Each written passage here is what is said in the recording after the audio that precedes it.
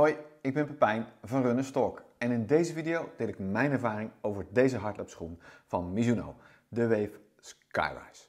Dit is het tweede model dat Mizuno uitbrengt van deze hardloopschoen en in deze video deel ik dus mijn ervaring, zodat je zelf kunt bepalen of je eventueel deze hardloopschoen wilt kopen. Maar voordat ik dat doe wil ik je vragen je gratis te abonneren op mijn kanaal. Op die manier support je mijn kanaal en kan ik nog meer video's voor je maken.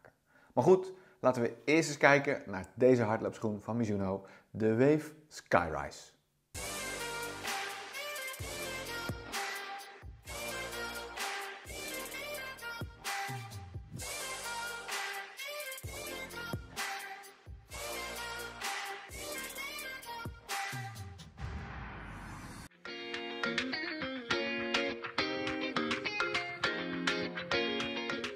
Als je kijkt naar de specificaties van deze hardloopschoen, dan kan ik vertellen dat deze Wave Skyrise een alledaagse trainer is, bedoeld voor neutrale hardlopers.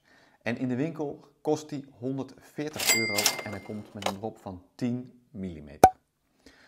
In mijn maat weegt hij overigens 285 gram, dat is dus maat 43. Nou, dat is best wel een beetje aan de zware kant, maar goed, dat is ook wel te begrijpen, want ja, het is een alledaagse trainer.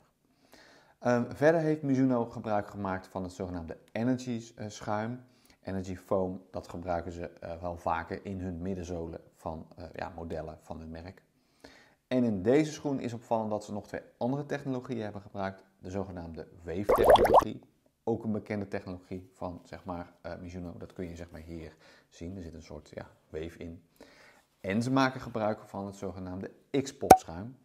En dat is een soort bubbeltjeschuim. En die combinatie dus van dat wave en dat X-pop schuim, dat zou jou een zwevend gevoel moeten geven tijdens je runs.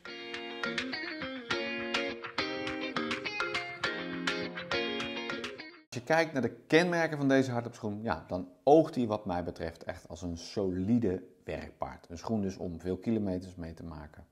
En als je kijkt naar de hardloopschoen, dan zie je de mesh en het deed mij een beetje denken aan een soort warme vliestrui die je over je heen krijgt.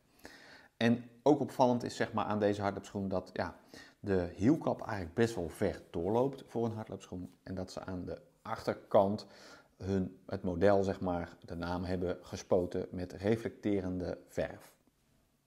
Verder kun je aan de onderkant zien dat ze het zogenaamde X-pop schuim gebruikt hebben. En dat kun je zien omdat ze letterlijk een inkeping hebben gemaakt door de rubbers en door het schuim heen. En je ziet dus letterlijk dat X-pop schuim, dat bobbeltjes schuim, zie je zitten. Toen ik ging lopen met deze hardloopschoen vond ik opvallend dat hij helemaal niet zo zwaar voelt. Hij voelt lichter dan dat hij daadwerkelijk is, want hij weegt 285 gram. Ja, en dat is niet super licht. En dat past natuurlijk ook wel bij een alledaagse trainer. Maar ik vond dat je dat niet echt voelde tijdens het hardlopen.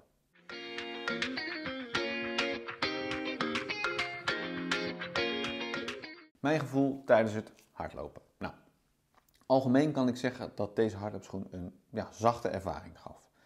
Hij wikkelt heel soepeltjes af en de demping is oké. En deze hardloopschoen is vrij ruim. Zowel in de voorvoet als in de middenvoet heb je gewoon veel ruimte. En dat zullen mensen met een brede voet denk ik echt wel prettig vinden. Verder is opvallend dat deze hardloopschoen best wel een breed platform heeft. Dus dat betekent dat de schoen stabiel is. Ik zelf moest tijdens hardlopen een beetje denken aan de Reebok Flight Foam Ride. Daar deed hij me een klein beetje aan denken. En zelf zegt Mizuno dat je een soort zwevend gevoel moet krijgen tijdens het hardlopen. Ik moet zelf zeggen dat ik dat eigenlijk meer tijdens het wandelen had dan tijdens het hardlopen. Tijdens het hardlopen voelde ik dat gewoon veel minder. Maar ik denk wel dat dit een interessante optie kan zijn voor mensen die op zoek zijn naar een alledaagse trainer.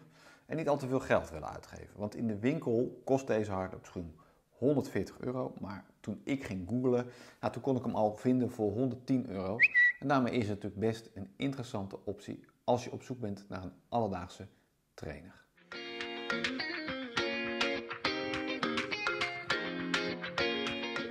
Voor wie is deze hardloopschoen bedoeld?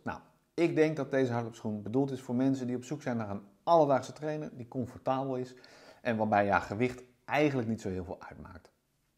En ik denk dat deze hardloopschoen interessant is voor mensen die ook niet al te veel geld willen uitgeven. Want online kun je hem al voor €110 kopen. En dat is natuurlijk best interessant voor een hardloopschoen. Verder denk ik dat deze hardloopschoen vooral is voor mensen die bijvoorbeeld net beginnen met hardlopen. En mensen die niet echt hele lange runs maken, laten we zeggen niet langer dan 15 kilometer lopen. Dan is dit mogelijk een interessante optie die je eens zou kunnen uitproberen.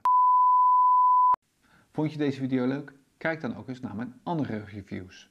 Bijvoorbeeld over de Asics Nimbus 23. Deze schoen is populair onder heel veel hardlopers en mogelijk is het ook een schoen voor jou. En verder kun je ook eens kijken naar mijn playlist over hardlopen. Ik heb daarin 84 films en documentaires voor je verzameld, bedoeld om je te inspireren. En ik zou zeggen, keep on running.